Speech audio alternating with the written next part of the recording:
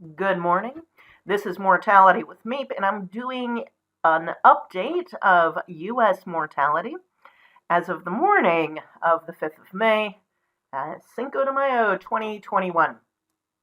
If you've watched any of these kinds of updates before, I'm just going to the CDC dashboards for mortality, primarily by week.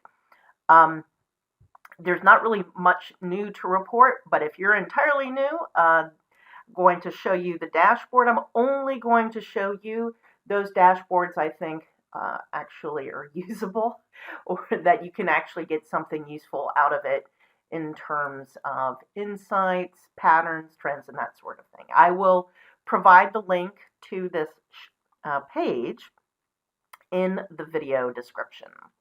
So I'm scrolling down to our dashboard options. Every time you select a new dashboard, you have to do Update Dashboard. The default is weekly, and it says weekly excess deaths, but what they show you are weekly total deaths going back to January 2017. So each column is a different week. This yellow line is a threshold for excess deaths, and the way they're defining it, they are projecting it based on population, age structure, assuming certain mortality trends, yada yada. You will notice that there is a seasonal pattern to this excess mortality curve. Whether you think it should have a curve or be level, we can dispute that another time. But I want you to notice that for most weeks in the before times, that the total number of deaths usually was well below this line. When I do my own spreadsheets, I actually don't use this. This is like a 95th% confidence interval, because there's a certain amount of variability you get from deaths, even if there's this total randomness and you held the mortality rate constant by age and sex.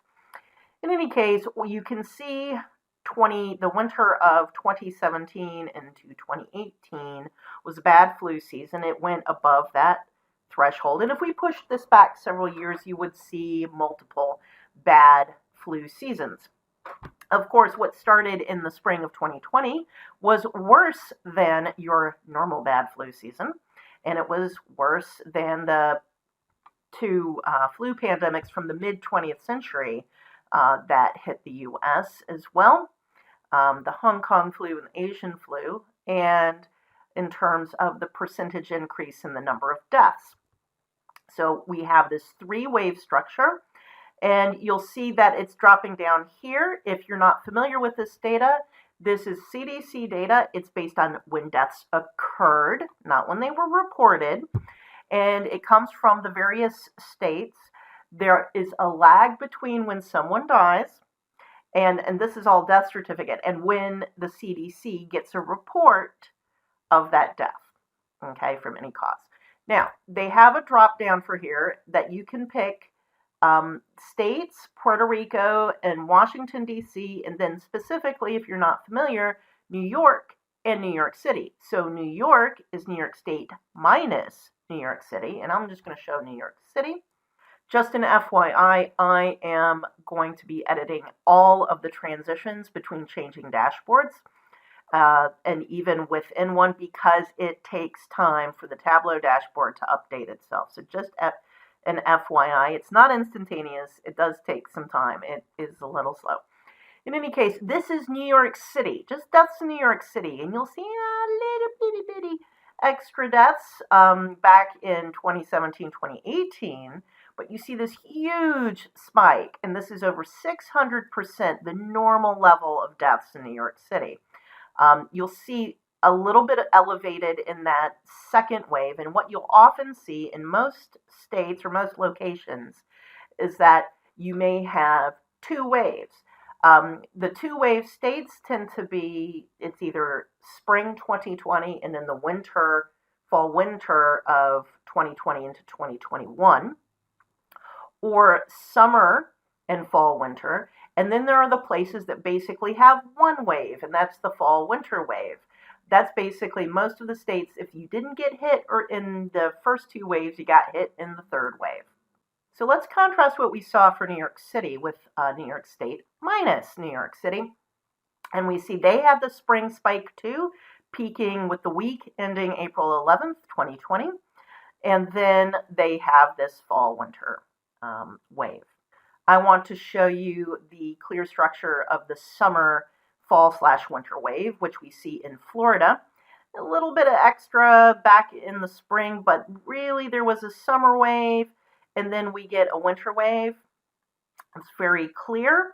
If we look at California, we kind of get an interesting pattern. We have some excess mortality from spring into summer. There's a little bit of a summer wave, but the big wave is in fall/winter. And I wanted to show you a state. I picked South Dakota that shows the one wave structure. Now, one of the issues with South Dakota and some other states is they don't have a very high population to begin with. And so you can see, and you can see this from the history, there's a lot of volatility in number of deaths per week. But you do get this fall into winter spike. So basically, pretty much all states have seen excess mortality coming from the COVID pandemic. Now, there may be other causes of death. So let's go to the dashboard and walk through some of these choices. Excess deaths with and without COVID-19, and I do want to caution you on this one. So first, when you do the radio buttons, you do have to click on Update Dashboard to get your new dashboard. But I want to indicate, and the Chartreuse color. So they have the Chartreuse, which is number of deaths. And notice it says predicted number of deaths, and I'll get to that in a moment. Number of deaths from all causes except COVID-19. And then blue, the total height of the blue is all causes. So you would think the difference between these is basically the COVID deaths. And then, it seems like that is reasonable, that most of the excess deaths, especially when you have such a large increase. Yes, other causes of death, and I'll be looking at those in future videos, that have no direct tie to COVID did go up. Unintentional injuries, which is drug overdoses, car accidents, falls, and other things like that went up by a lot. And I'll be digging more into that in a future video. In any case, we can see, and you'll see they have these little red pluses. This yellow line is just for excess deaths, all causes.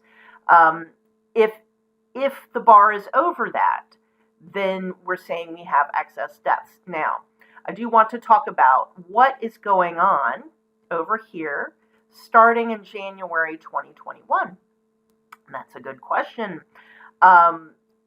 It looks like, oh my gosh, that COVID is more than 100% explaining excess deaths here.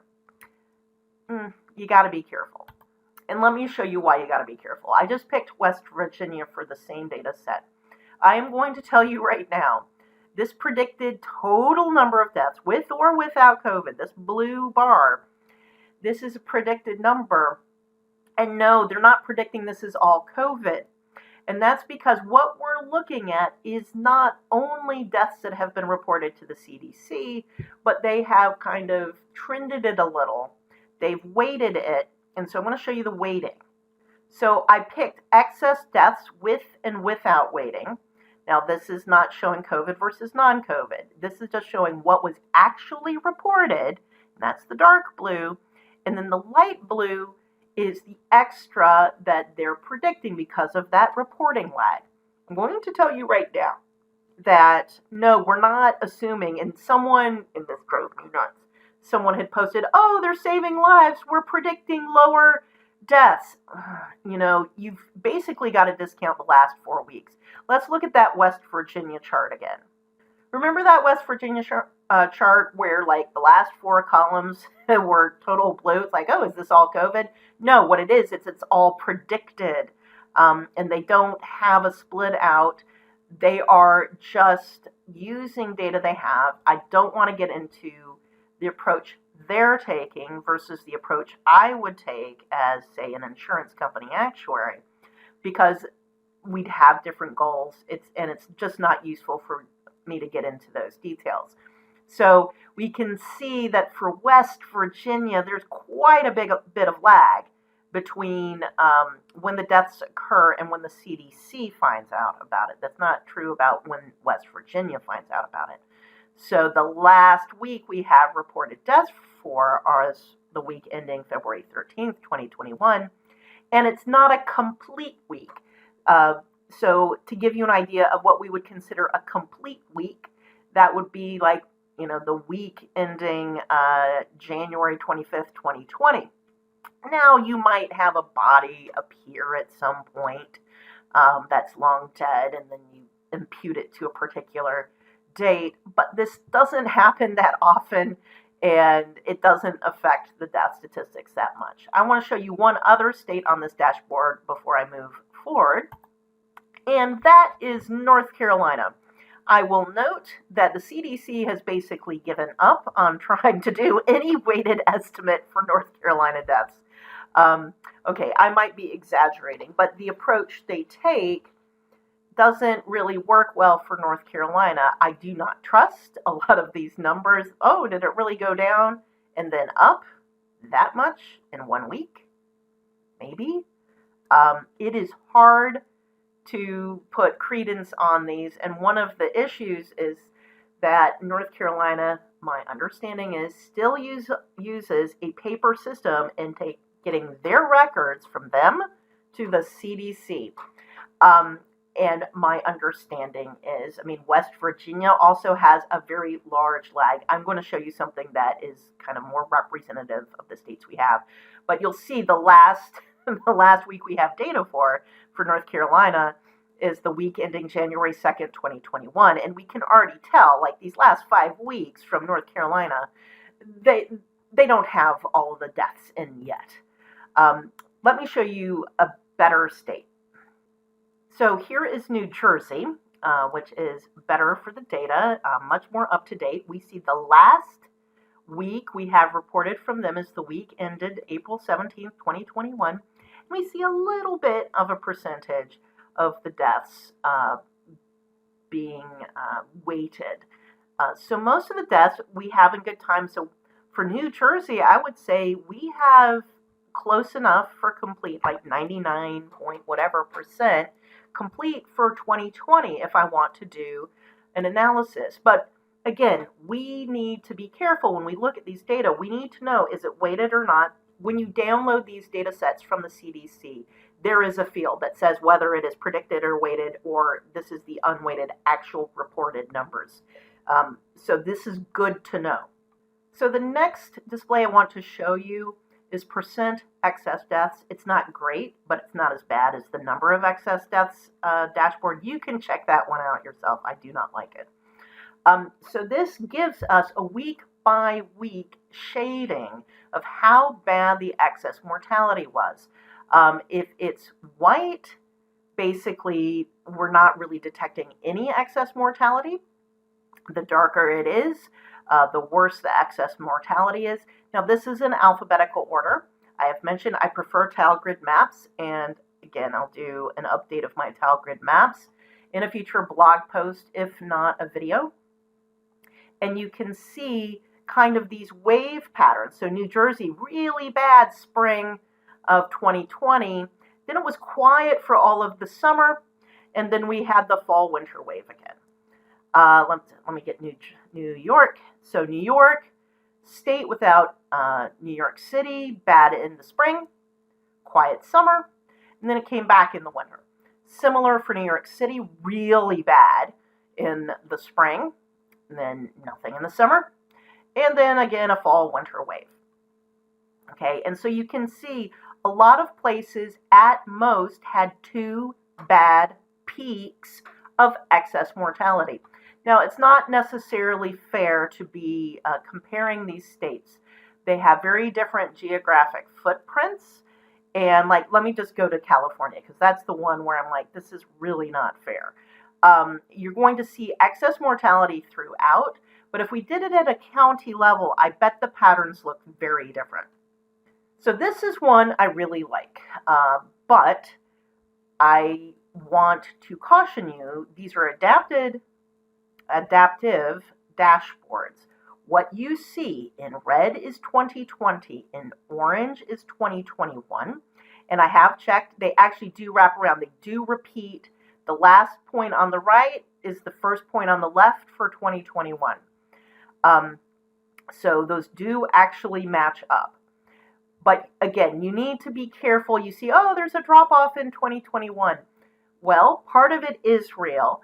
I do think we are seeing the extinguishing of that COVID mortality with increased vaccinations, but also with increase of spring, warm weather, and summer. And we already saw that that fell off. I don't think it had anything to do with lockdowns. I think it had everything to do that we had a mild summer and people were outside and weren't inside in dry air, pushing infected air at each other in enclosed spaces, which again, why fall, winter was bad. People were inside again.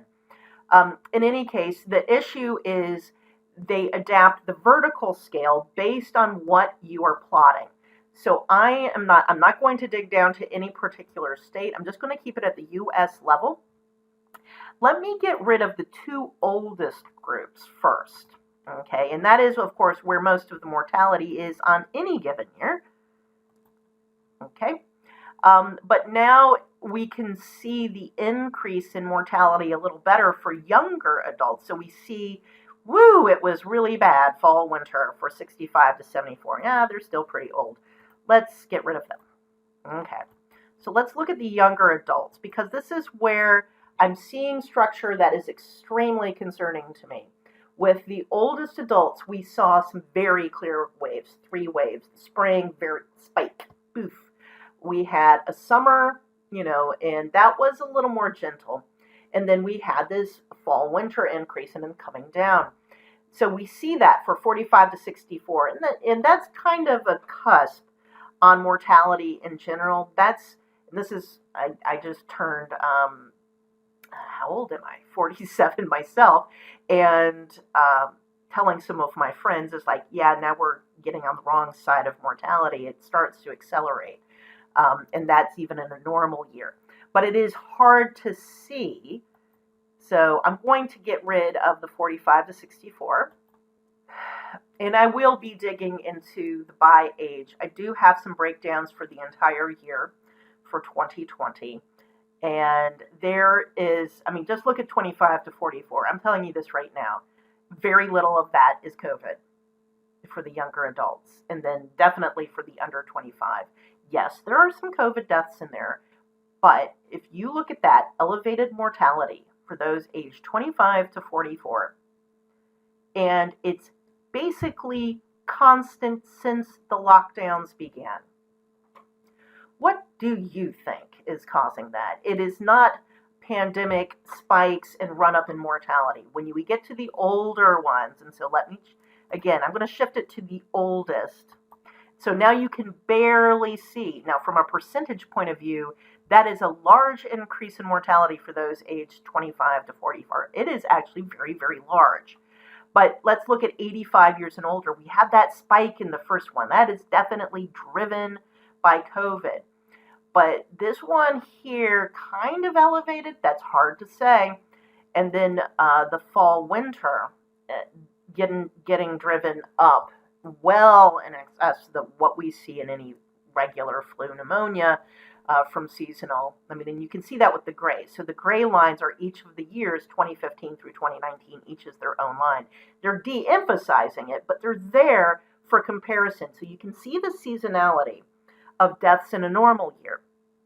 But it's really amplified for the old people who are more likely to die from COVID, just from a case fatality rate perspective. But there is some really, really bad mortality trends in the 25 to 44 years, and no, it was not directly caused by COVID.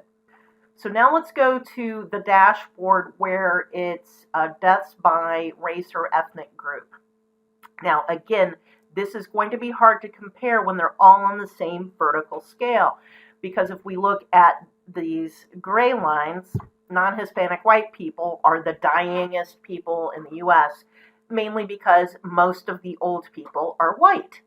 There you go. And most of the people who die are white and old. There you go. That said, from a percentage perspective, it is far worse for many of the different racial ethnic groups. So I'm going to get rid of non-Hispanic white. They're distorting that vertical scale.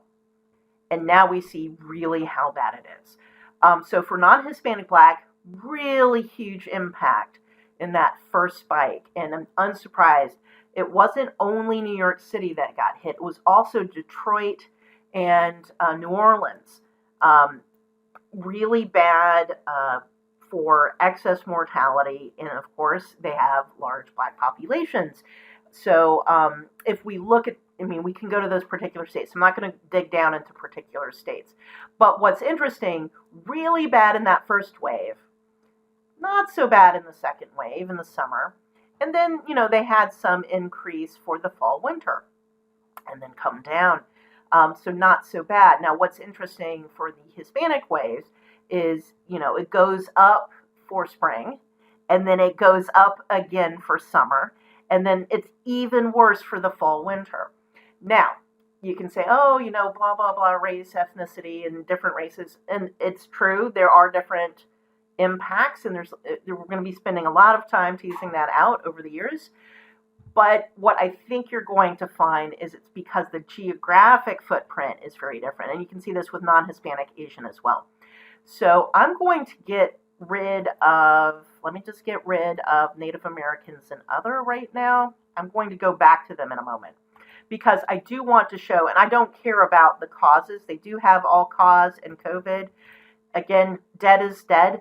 You can pursue these yourself. This is very easy to use as an interface. Just make sure that you click Update Dashboard, but once you get these pull downs, it will automatically update for you. So let's look at first wave, which was New York City. Okay, so we see a spike for all three groups. Unsurprising. New York City has large Black, Hispanic, and Asian populations. Not a surprise.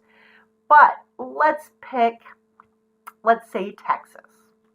Not even looking at the white impact, obviously. So basically nothing going on with the Asian population in Texas. It's pretty low to begin with. But for non-Hispanic Black, you see some elevation, and then you see huge elevation for the Hispanic population in Texas. And what a lot of this comes from, of course, Texas has a large Hispanic population. They may be concentrated in certain parts of the state. I'm going to show you a different state really soon that was hit really, really bad in the second wave in the summer. And I mean, you can see from a percentage standpoint, that is just, it is beyond awful on how much higher this is. But like the Hispanic population in Texas is not that old in terms of median age. So what you're seeing with a lot of certain groups, and this is racial ethnic groups, but certain geographies, is you're getting much, much higher deaths. And yeah, this is COVID. When you see something accelerate that fast, it has to be basically from a disease cause, something acute. It can be a disaster like an earthquake or a hurricane, but we actually don't get very many deaths from those kind of things. We can from an infectious disease. The next state I'm going to show you is Arizona. So Arizona was hit really bad in the second wave. And again, we can see this in the Hispanic population in the third wave. That's the U.S. It's the second wave for Arizona, was also really bad for Hispanics. And again, I'm not showing white. I'm just showing this because I happen to know where certain patterns are. And I bet you were wondering about Florida, and we see in that summer wave both Black and Hispanic. And of course, the difference is in Texas, there is a substantial Hispanic community, but not really that many Black people, though they may be around, like Dallas or Houston or some of the urban areas, but even so, it's the Black population as a percentage of the total state is pretty low. Not true in Florida, and not true in the Southeast in general. Let me show you Georgia. So Georgia, actually, I mean, they do have a Hispanic population, but not as high as Florida. You know, a little bit of elevated, but it's not that noticeable. But with non-Hispanic Black, you see both the spring and the summer wave hitting the population in Georgia. And of course, there's a Black population throughout Georgia, not just in Atlanta. Okay, so I'm going to go back to the U.S., and now I'm going to select Native Americans and the other group. The other group, this can be all sorts of things, and again, you see that initial spike, and this is probably almost entirely in New York City. New York City is the most diverse place in the United States. I used to live in Queens County, and if I remember correctly, Queens County is the county with the highest percentage of foreign-born people. So you're going to have people from ethnic groups you've probably never even heard of in New York City. So they may not want to classify themselves in one of the major racial ethnic groups. They see themselves as something different. And so that's what I'm going to say. That first spike is almost entirely from New York City. I'll test it in a moment. But this is the one I really find concerning. This is not Hispanic, American Indian, or Alaska Native. And these are census terms, you know, and this is what the CDC is using. So I'm just saying Native Americans, and this can be in Alaska, this can be in Texas, Arizona, etc. And I really do not like the look of this pattern. I'm not seeing any spikes. It's not even in waves. Maybe kind of the winter, and then it's coming back down. But this is making me think this is not COVID, that something else is driving this, and they're getting driven by non-COVID causes. And this is without looking at any breakout. And just to test my hypothesis about New York City in the other category, here you go, other category. It's New York City.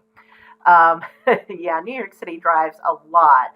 You see a spike in the spring, you know, it's, you know, proximity to New York City and how many people come in and out. I've got two more dashboards I want to show you. So first, it's the by cause, and these are major causes, so they give you 5 of them: respiratory diseases, circulatory diseases, so heart disease, malignant neoplasms, which is cancer, Alzheimer's disease and dementia, and then other select causes. So this dashboard doesn't really tell you a lot if you look at them, you know, in isolation. The one I really want to show you is the subgroup. And again, I'm just going to keep this at the entire United States level. So those 5 groups that we saw, they break them out in subgroups. Let's start with respiratory diseases. And again, you know, they do kind of, I'm just trying to see, this goes 2, 8, 7, 8, and that's 3001. Okay, it does wrap around, but it's really hard to kind of track this. So chronic lower respiratory disease actually seems to be in line with what we've seen historically. And here it looks like they're averaging the causes and not actually giving you the individual